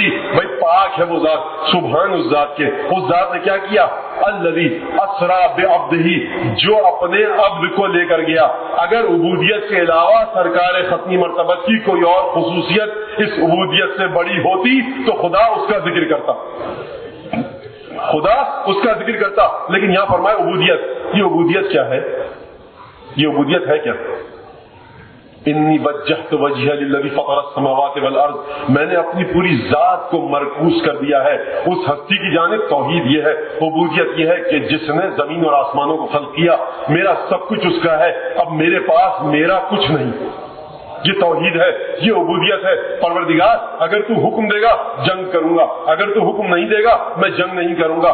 تو حکم دے گا مکے میں رہوں گا، تو حکم دے گا میں مکے سے نکل کے مدینے میں چلا جاؤں گا۔ پروردگار مجھے تو جو حکم دے گا میں اسے بجا لاؤں گا، یعنی میری ذات میں اب تیرے حکم کے علاوہ کچھ ہے ہی نہیں۔ یہ ہے عبودیت۔ میری روح، میرا باطن، میرے مخفی گوشے قلب اور روح اور نفس کے پروردگار صرف جسمانی اطاعت نہیں کرتا، میرے خیالات، میری روح، میری سوچ، میری افکار تک تیرے حکم کے تابع ہے۔ یہ ہے توحید، یہ ہے عبودیت۔ سبحان الذی اسری بعبدہ لیلا من المسجد الحرام الی المسجد الاقصی الذی بارکنا حولہ لنریہ من آیاتنا۔ پاک ہے وہ ذات کہ جو لے کر گئی اپنے بندے محمد مصطفیٰ کو ایک رات میں کہاں سے؟ مسجد حرام سے مسجد اقصی تک، اور معراج نصیب ہونے سے کس لیے؟ لنریہ من آیاتنا، تاکہ ہم اسے اپنی آیتیں دکھا سکیں۔ پروردگار تو نے اتنی عظیم آیتیں نازل کی زمین پر، اب یہ کون سی خاص آیتیں ہیں جسے دکھانے کے لیے تو وہاں لے جا رہا ہے؟ آئیے ذرا، اب یہاں پہ وقت بہت کم ہے، بس آیت میں نے پڑھی اور وہ حدیث پڑھ کے اور آپ کو جو مجھے نتیجہ لینا تھا آج وہ دے کر اور میں آگے بڑھ جاؤں گا۔ دیکھیے یہاں تک اس سے یہ بات سمجھ میں آئی کہ سرکار ختمی مرتبت وسیلہ ہیں، پیغام بر ہیں، پیغام لانے والے ہیں، نامہ بر ہیں، لیکن اس انداز کے نامہ بر نہیں ہے جس طرح دنیا والے سمجھتے ہیں، اس انداز کے پیغام بر نہیں ہے جس طرح دنیا والے سمجھتے ہیں۔ یہ پیغام لانے والے ہیں، لیکن وہ پیغام لائے ہیں جس کی توضیح اور تفسیر قرآن کر رہا ہے۔ سبحان الذی اسری بعبدہ لے کر گیا، وہ اللہ اپنے بندے کو لے کر گیا معراج تک۔ اچھا معراج تک جب گئے، وہ جہاں تمام واقعات ہوئے، رسول خدا نے دیکھا ان خواتین کو کہ جو اپنی شرعی ذمہ داریوں پر عمل نہیں کرتی، مختلف عذاب میں مبتلا ہیں۔ ان مردوں کو دیکھا جو اپنی شرعی ذمہ داریوں پر عمل نہیں کرتے، مختلف عذابوں میں مبتلا ہیں۔ نیک لوگوں کے اعمال کو دیکھا، ان کو ملنے والے ثواب کو دیکھا، برے لوگوں کو دیکھا، ان کو ملنے والے گناہ اور سزا کو دیکھا۔ یہ سب سرکار ختمی مرتبہ دیکھ کر آئے، اور یہ حدیث معراج کے نام سے یہ حدیث موجود ہے۔ لیکن جناب حافظ ابوبکر مردوی اصفہانی نے اپنی کتاب میں ایک عجیب حدیث لکھی۔ حدیث نقل کرنے والا کون ہے؟ جناب حضرت عبداللہ ابن عمر ابن الخطاب۔ وہ فرماتے ہیں کہ میں بیٹھا ہوا تھا وہاں پر، جب سرکار ختمی مرتبہ سے پوچھا کسی نے، دیکھیے بڑے حوصلے کے ساتھ سنیے گا، میں نے جو آیت پڑھی ہے آپ کے سامنے اس کو ذہن میں رکھیے گا، رسول کی خصوصیت کو ذہن میں رکھیے گا۔ کسی نے پوچھا اے نبی خدا یا رسول اللہ بأي لغة خاطبك ربك ليلة المعراج، یا رسول اللہ ذرا یہ بتائیے کہ معراج کی رات جو گفتگو کی خدا نے آپ سے تو کس زبان میں کی؟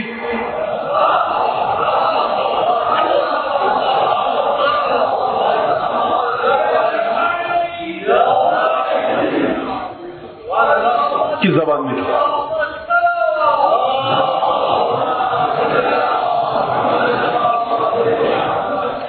سے جو گفتگو کی پروردگار نے وہ کس زبان میں کی؟ اب دیکھیے بتا دیتے سرکار ختمی مرتبہ کس زبان میں کی؟ یہ نہیں کہا کہ دیکھو لما اسری بی، جب مجھے لے جایا گیا معراج پہ۔ اچھا معراج بھی بڑی ایک عجیب چیز ہے، جب کبھی کوئی سنتا ہے انسان کسی کی تقریر معراج پر تو اسے بڑی ہنسی بھی آتی ہے اور رونا بھی آتا ہے کہ کتنی عجیب اور عظیم حقیقت اور کیسے کیسے لوگ بیان کر رہے ہیں۔ تو دیکھیے وہ کوئی کہہ رہا ہے کہ صاحب رسول خدا گئے اور اوزون لیئر کو چیرتے ہوئے اور اس کے بعد پھر جو شہاب ثاقب ہوتے ہیں ان کو توڑتے ہوئے، اور کیا صاحب معراج اس طرح سے نہیں ہے، خدا کے لیے ہنسی مت اڑوائیے، مضحکہ مت بنائیے معراج جیسی عظیم حقیقت کا۔ ذرا پوچھیے کہ معراج ہے کیا، حدیثوں میں آ کر دیکھیے، قرآن سے پوچھیے معراج کی حقیقت کیا ہے، معراج کیسے کسے ہیں، اور انسان کے ساتھ ہوگا یہ یقین کیجیے، جب تک وہ اپنے اس ناقص ذہن اور اس ناقص عقل کے ساتھ اپنی ٹانگیاں مارے گا نا تو یہی ہوگا جو ہو رہا ہے۔ تو دیکھیے اذان گرامی، لما اسری ابی، جب مجھے لے کر جایا گیا معراج پہ، شب معراج، تو پروردگار نے مجھ سے گفتگو کی۔ جب گفتگو کی بات کی، فَأَلْهَمَنِي رَبِّي أَنْ أَقُولَ، ایک ایک لفظ پر توجہ کیجیے گا، ہمیں آرام آرام سے یہ روایت پڑھنی ہے کیونکہ مجھے صرف یہی روایت پڑھنی ہے اور 10 بجنے میں کوئی 7 منٹ ہے، میں اپنی بات کو انشاءاللہ 10 بجے ختم کر دوں گا۔ تو دیکھیے اذان گرامی، سرکار ختمی مرتبہ کی ذات وہ ہے کہ عبودیت کی خلعت مل چکی ہے، معراج پر پہنچ چکے ہیں، خدا گفتگو کر رہا ہے۔ وہاں پر کیا فرمایا؟ جب مجھ سے خدا نے گفتگو کی فَأَلْهَمَنِي رَبِّي أَنْ أَقُولَ، تو وہاں بھی پروردگار نے مجھے الہام کیا، پروردگار نے میرے قلب میں، میری روح میں یہ بات ڈالی کہ اے محمد مصطفیٰ مجھ سے یہ سوال پوچھو. یعنی ذات ختمی مرتبہ یہ ہے کہ شب معراج، مقام معراج پر بارگاہ الہی میں بھی اگر ہو، عبودیت کی خلعت سے سرفراز بھی ہو چکا ہو، اگر کوئی سوال دل میں آئے تو تب بھی خدا کی اجازت سے پوچھے گا. فَأَلْهَمَنِي رَبِّي أَنْ أَقُولَ، میرے پروردگار نے یہ الہام کیا کہ اے محمد مصطفیٰ اے حبیب مجھ سے یہ سوال کرو.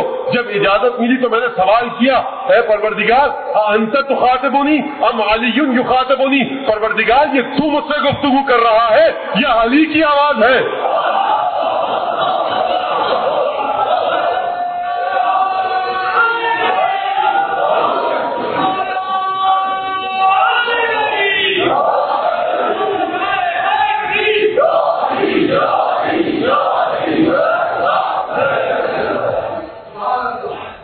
آپ نے سمجھ لی، لیکن اس سے آگے تک مجھے لے کے جانا ہے آپ کو، اس سے کہیں آگے جانا ہے ابھی ہمیں اور آگے.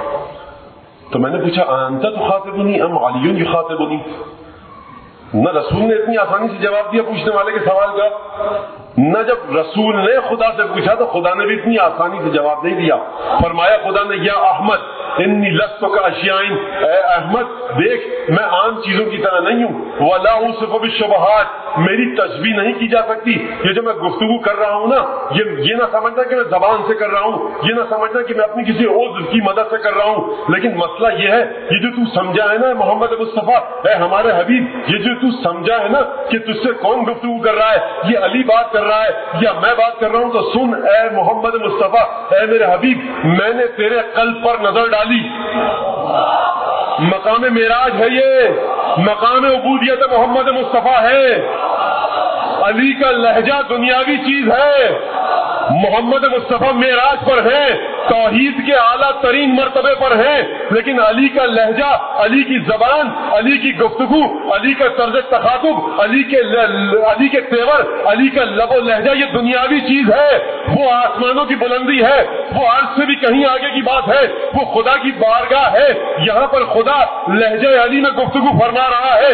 جب رسول خدا پوچھے کہ اے پروردگار تو نے لب و لہجہ علی کیوں اختیار کیا، تو خدا یہ جواب دے اے احمد میں نے تیرے قلب پر نظر ڈالی اور اس کے بعد میں نے دیکھا احب الخلق الیک، میں نے دیکھا تیرے دل میں کہ تو سب سے زیادہ کس سے محبت کرتا ہے.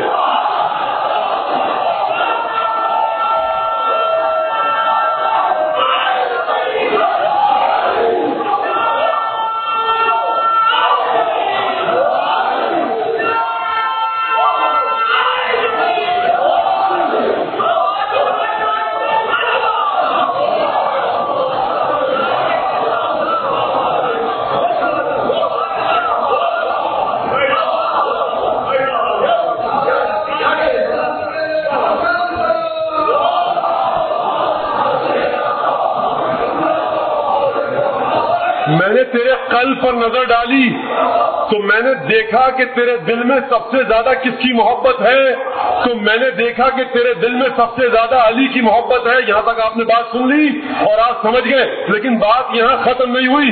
اور اس کے بعد فرمایا فخاطبتک بلہجۃ علی، اے محمد اے احمد میں نے اسی وجہ سے تیرے ساتھ جو گفتگو کی علی کے لہجے میں کی کہ یطمئن قلبک، تاکہ مقام معراج پر آنے کے باوجود، مقام عبودیت پر آنے کے باوجود، رحمت للعالمین بننے کے باوجود، سدرۃ المنتہا تک آنے کے باوجود، جبرائیل کو پیچھے چھوڑ کے آنے تک باوجود، محمد مصطفیٰ کو اپنی تمام نشانیاں دکھانے کے باوجود، یہ تیرے تمام مرتبے، یہ تیری تمام درجات، یہ روح کی تیری ترقی، یہ تیری حیات کا ارتقاء، لیکن اس کے باوجود اے محمد میں نے تجھ سے لہجہ علی میں کیوں گفتگو کی؟ کیا تو جانتا ہے کہ یطمئن قلبک، تاکہ تیرے دل کو سکون ملے.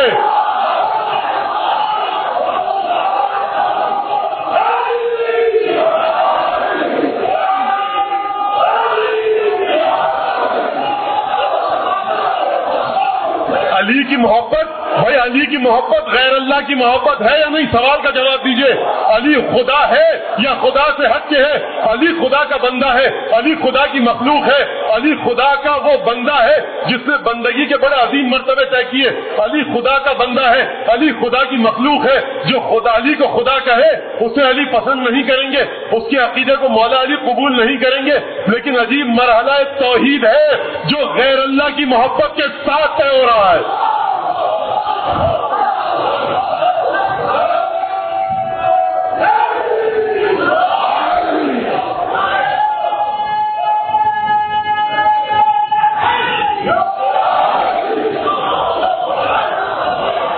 تو کیا سرکار ختمی مرتبت کسی شرک میں مبتلا ہو گئے؟ سرکار ختمی مرتبت توحید سے ہٹ گئے, عبودیت سے ہٹ گئے, بندگی سے ہٹ گئے؟ نہیں ہٹے. بھائی کیوں نہیں ہٹے؟ اس لیے شاید جواب دے سرکار ختمی مرتبت کہ آؤ دوبارہ خندق کے میدان میں جو کل میں نے بات کہی تھی, لبرز الایمان کلو الی الشرک کلہ. یہ جو علی کی محبت ہے نا, یہ علی کی محبت نہیں ہے, یہ عین توحید سے مجھے محبت ہے, یہ ایمان سے محبت ہے, یہ پروردگار سے محبت ہے. اب علی کی ذات میں سوائے خدا کے کچھ ہے ہی نہیں. جو علی سے محبت کرے گا وہ خدا سے محبت کرے گا, جو خدا سے محبت کرے گا وہ علی سے محبت کرے گا. یعنی خدا سے محبت ممکن ہی نہیں بغیر علی کی محبت کے.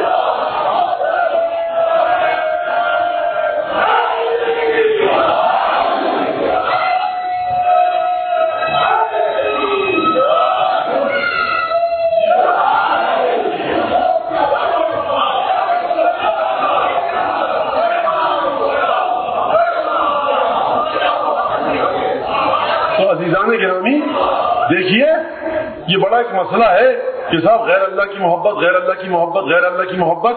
تو یہ شاید کوئی کاش جا کر خدا کو بھی سکھا دیتا کہ بھائی غیر اللہ کی محبت کی جب بات کی, پروردگار پوری زمین پر, پوری کائنات پر تیرا ایک ہی گھر تھا, وہاں پر بھی تو نے ایک بچے کو پیدا کروا کر یہ کام کر دیا کہ اس بچے کو وہاں پیدا کروا دیا. تو عزیزان گرامی, جب ذات مجسم توحید ہو جائے, جب ذات مجسم عشق خدا میں ڈوب جائے, جب ذات مجسم خدا کے جلووں کو دیکھنے لگے, جب ذات کا مرتبہ یہ ہو کہ جب کسی نے پوچھا کہ علی بن ابی طالب نے اپنا حق ضائع ہونے پر کیوں گفتگو نہیں کی, یہ سب کام کیوں نہیں کیے, تو مولا کائنات نے عجیب گفتگو کی. دیکھو, ان اسکت یقول فزع من الموت, اگر میں چپ ہوتا ہوں تو تم لوگ یہ کہتے ہو کہ علی موت سے ڈر گئے. وَإِنْ أَقُلْ, اگر گفتگو کرتا ہوں اپنے حق کو چھیننے کے لیے, اپنے حق کو پانے کے لیے, یقول حرس علی الملک, تو تم یہ کہتے ہو کہ علی بات کر رہے ہیں تخت کو چھیننے کے لیے, علی کو بادشاہ سے محبت ہے, وہاں موت کا تانا دیتے ہو, یہاں بادشاہ کی لالچ کا الزام لگاتے ہو. جان لو لبن ابی طالب آنس بالموت من الطفل بثدی امہ, علی موت سے اس سے بھی زیادہ محبت کرتا ہے جتنا کوئی شیرخوار بچہ اپنی ماں کے دودھ سے. اور اگر تم علی پر یہ الزام لگاتے ہو کہ علی بادشاہ کی لالچ ہے, علی کو حرص ہے, علی لالچی ہے اس کرسی کا, اقتدار کا, تو سن لو علی ابن ابی طالب کی توحید. فرماتے ہیں دیکھو, ما عبدتک خوفا من نارک ولا طعما فی جنتک بل وجدتک اہلا للعبادت فعبدتک. دیکھو, مجھے لالچ کا تانا دیتے ہو نا بادشاہ کی, یہ بادشاہ تمہاری میری ٹھوکر میں, علی کے یہ بادشاہ تمہاری میری ٹھوکر میں, بادشاہ کو چھوڑو, یہ جنت اور جہنم میری ٹھوکر میں ہے. نہج البلاغہ میں فرمایا, مولا نے فرمایا نہج البلاغہ میں کہ دیکھو علی نے جب عبادت کی, پروردگار ما عبدتک خوفا من نارک, پروردگار میں نے تیری جہنم کے ڈر سے تیری عبادت نہیں کی, ولا طعما فی جنتک, نہ میری جنت کے لالچ میں عبادت کی ہے, پروردگار بل وجدتک اہلا للعبادت, میں نے تجھے اہل جانا ہے تو عبادت کی ہے.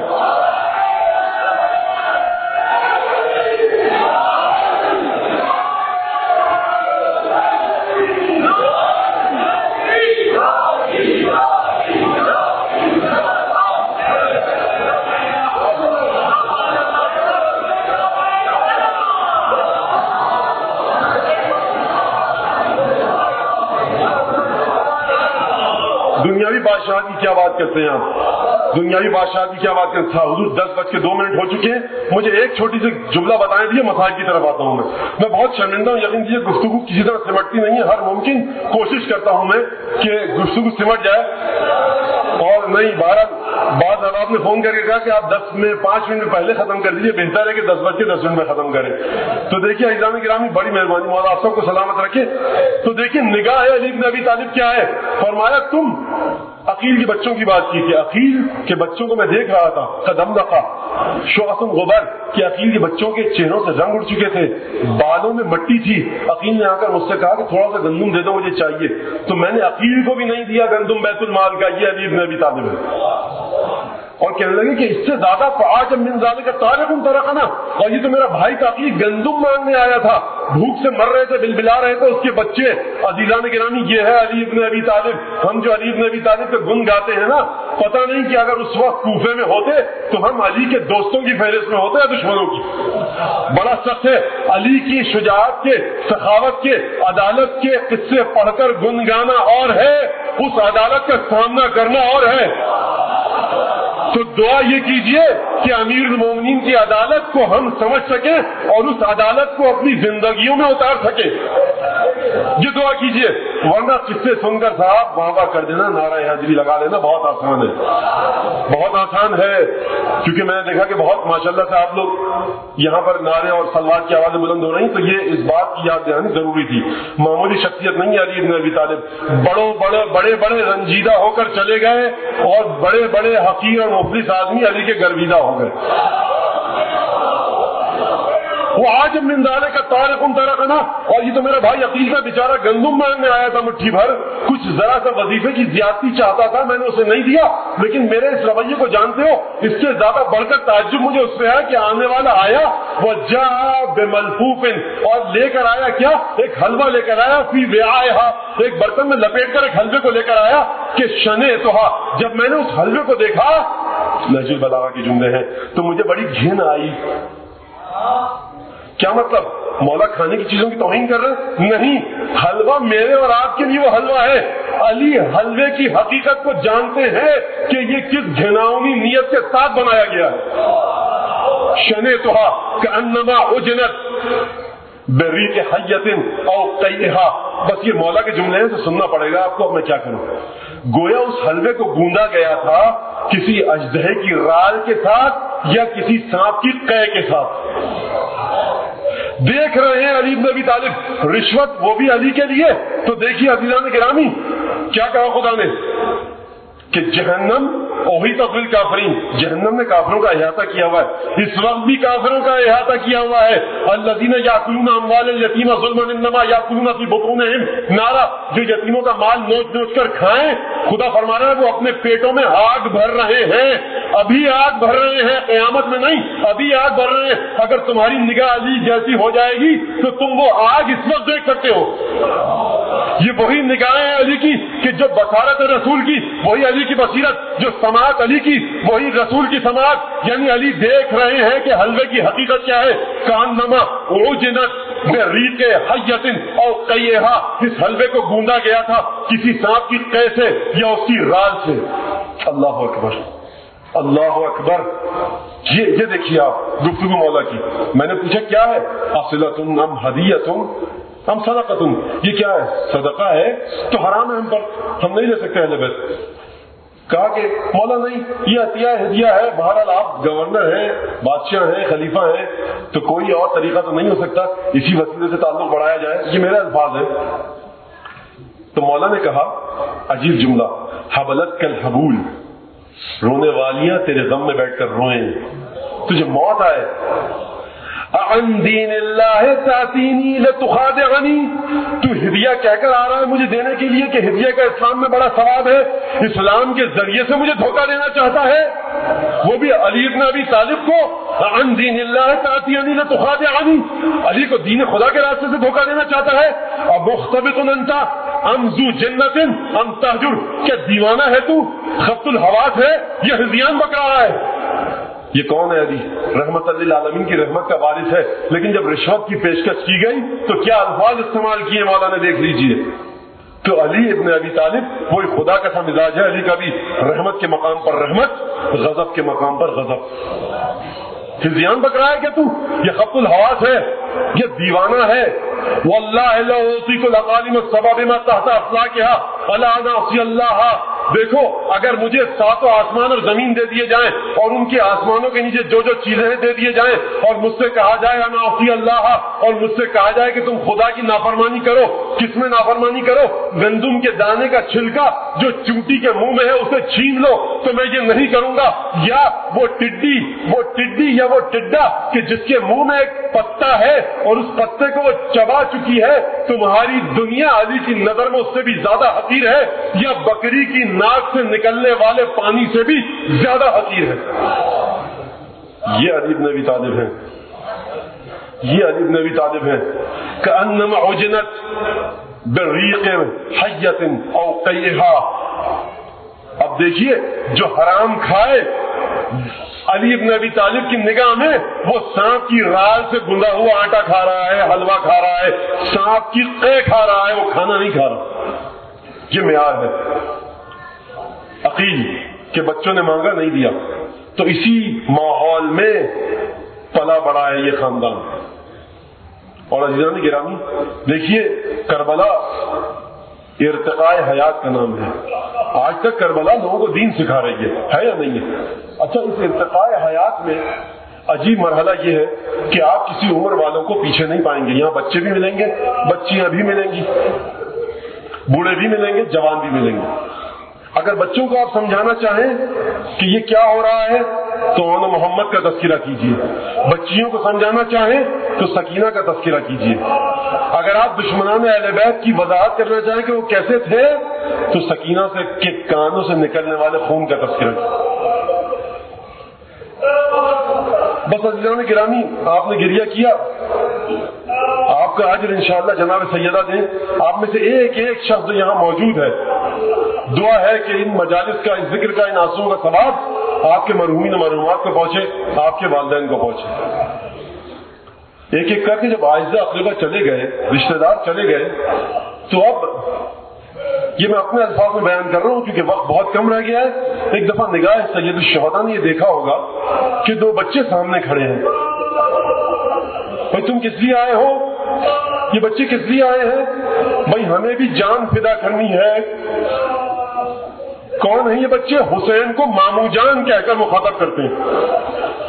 اپنی ماں سے اجازت لے لی ہے. شاید بچوں نے یہ کہا کہ مامو جان مادر گرامی نے تیار کر کے بھیجا ہے.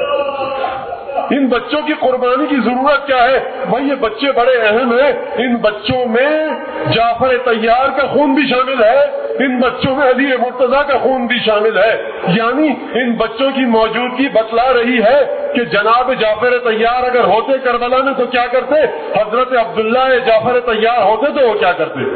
اچھا جانا چاہتے ہو کس انداز سے سوار کیا میں نہیں جانتا, لیکن میرا دل یہ کہتا ہے اتنا ننھا سن تھا کہ گھوڑوں پر خود سے سوار نہیں ہو سکتے تھے.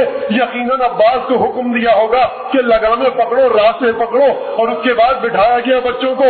بچے گئے. میں یہ نہیں جانتا کہ جناب زینب کے دل کی حالت کیا ہوئی ہوگی جب یہ بچے میدان کی جانب جا رہے ہوں گے. گھوڑوں کی ٹاپوں کی آواز آہستہ آہستہ مدھم ہونا شروع ہوئی. جب آواز مدھم ہونا شروع ہوئی تو زینب سمجھ گئی کہ میرے بچے اب رن میں ہیں. ادھر گھوڑوں کے ہنہنانے کی آوازیں آئیں, تلواروں کی جھنکار آئی. اب جناب زینب سمجھ گئی کہ بچے جنگ میں مصروف ہیں. بچے کبھی محمدے پر حملہ کرتے ہیں, کبھی میسرے پر حملہ کرتے ہیں. کمسنی کا عالم ہے, کئی پہر کی بھوک اور پیاس ہے. یہ بچے جعفر طیار کے, یہ علی مرتضیٰ کے نواسے, یہ جعفر طیار کے پوتے آخر کب تک جنگ کرتے. ایک دفعہ گھوڑے سے زمین پر آئے اور آواز دی مامو جان السلام علیکم یا ابا عبداللہ, اے مولا حسین ہماری خبر لیجئے. عزیزان گرامی میں بیان نہیں کر سکتا کہ جب یہ آواز خیموں میں گئی ہوگی تو زینب کبریٰ کے دل پر کیا گزری ہوگی. مجھے نہیں پتا کہ بیویوں کے دل پر کیا گزری ہوگی. بس ایک دفعہ جنازوں کو اٹھا کر لائے, گنج شہیدہ میں رکھا. روایت میں کہیں نہیں ملتا کہ زینب اپنے بچوں کے لاشیں پر آئی ہو.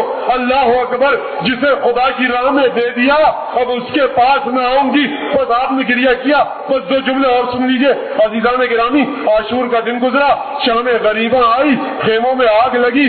صبح کو بیویوں کو اسیر بنایا گیا. قتل گاہ سے گزارا گیا، بیویوں نے اپنے آپ کو ناکوں سے گرا دیا، دیکھا سب نے کہ ایک کٹا ہوا لاشا ہے جس کا سر بدن میں نہیں ہے، بی بی زینب اس لاشے سے لپٹی ہے، بیان کر رہی ہے، دیکھنے والوں نے دیکھا کہ ہر بیوی اپنے اپنے لاشوں سے لپٹی ہے، لیکن دیکھنے والوں نے دیکھا کہ دو ننھے لاشیں ہیں جن کے سر نہیں ہے۔ پوچھنے والے نے پوچھا کہ بھائی کیا ان کی ماں، ان کی بہن، ان کی کوئی رشتہ دار خاتون کیا نہیں آئی تھی؟ یہ لاشیں بے وارث ہیں۔ کہا کہ نہیں، ان کی ماں زینب کبریٰ ہے، وہ انہیں حسین کی راہ میں دے چکی، زینب حسین کا مت۔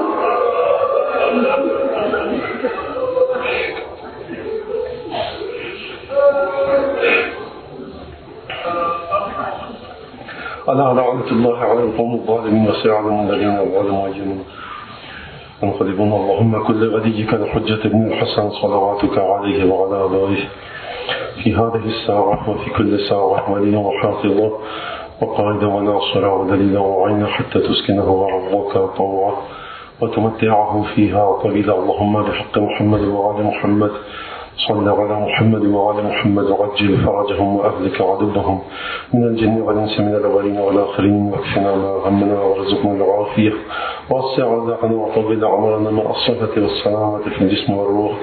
ربنا اغفر لنا ولوالدينا وللمؤمنين يوم يقوم الحساب. پالنے والے تجھے قسم دیتے ہیں سید الشہداء کی اور شہداء کربلا کے خون کی، ہمارے گناہوں کو معاف فرما، نیک اعمال کو قبول فرما۔